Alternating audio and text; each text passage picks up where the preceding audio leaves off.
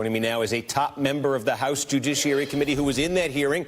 She had an up-close view for both the Nixon and Clinton impeachment inquiries. Democratic Congresswoman Zoe Lofgren of California joins us from Capitol Hill. Congresswoman, thank you for taking a few minutes. Well, okay, you got John Dean. You got Mr. Watergate there. You got at least folks on your side of the aisle making all sorts of Donald Trump comparisons. There was a move to impeach Nixon. He resigned before it came to a head in 1974. Is this simply, this hearing today, a prelude to an impeachment drive, a full impeachment inquiry when it comes to this president?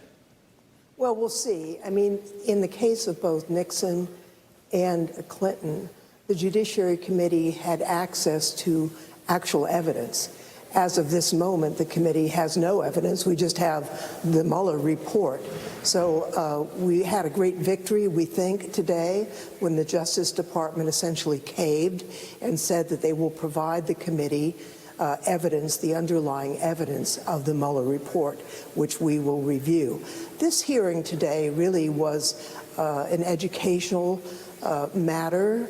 The law professors, former U.S. attorneys, Mr. Dean, who was the White House counsel during the Nixon years, were able to provide information about what the report actually meant from their expertise. So I think that was helpful, but obviously none of them are fact witnesses. Yeah, and a big point was made about that these were not fact witnesses. John Dean said that himself. These are folks offering analysis of something that's out there. Obviously, you put John Dean out there. John Dean has been a very outspoken critic of this administration. This came up at the hearing as well. He was an equally outspoken critic of George W. Bush, the previous Republican president, called for his impeachment at one point.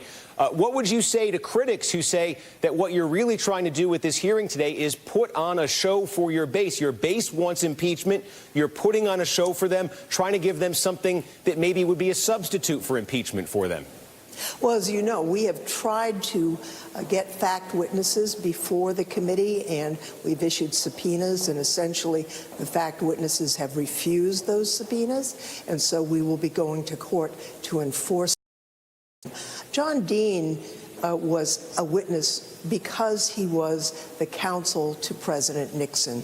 You know, he mentioned that the last time he had been in the committee room was July of 1974.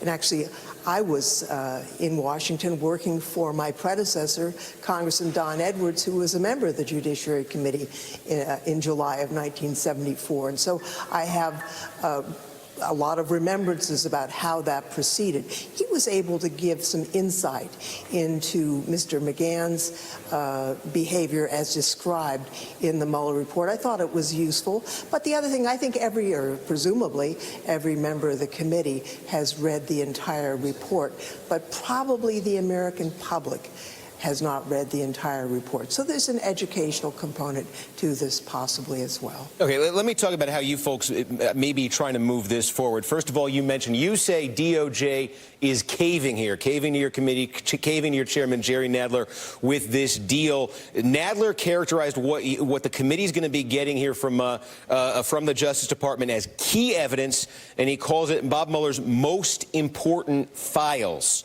Specifically, those are some pretty big words there. Specifically, what it is that you think you're getting? Well, we'll see. My intention is to get the underlying evidence, not only for Volume 2, which is first up, but also Volume 1, which is very important, the collusion between Russia and campaign operatives. So I hope and expect that we will get all of the underlying evidence. We have the capacity to continue with our criminal defense methods, motions, if it's necessary, but obviously we don't want to go down that road if the Department of Justice is willing to do what they need to do, which is to respond to a properly issued subpoena for this evidence. What about the question of, again, you did not hear from, you did not hear from fact witnesses today. The two big fact witnesses who are often mentioned, potential fact witnesses, would be the special counsel, Bob Mueller, would be Don McGahn. Still no deal for either of them to appear. What is the status on those fronts? Well, I think Mueller is not necessarily a fact witness, but he's someone who could answer questions that I had and others did about what was meant by certain aspects of the report. But certainly McGahn is a fact witness. We've issued a subpoena. He's defied that subpoena.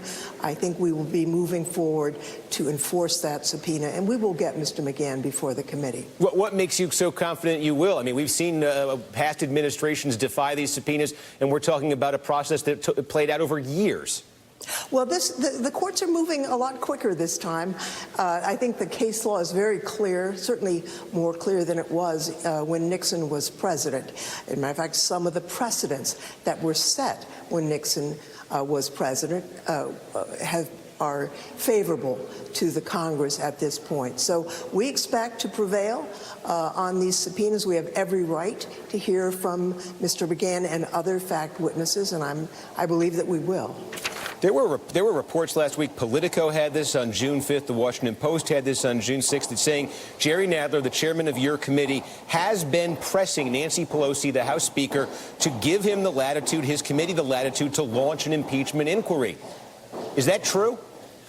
Well, he's not done so in my presence, so you'd have to ask him. Has he expressed a view to you that he wants to, that he's ready to begin an impeachment inquiry? Not to me, not in my presence, no. And where do you stand right now? I know it sounds like you've been hesitant in the past. Are you still hesitant to launch an impeachment inquiry? I'm not afraid, but I think we have to go about this in a very methodical and deliberative way.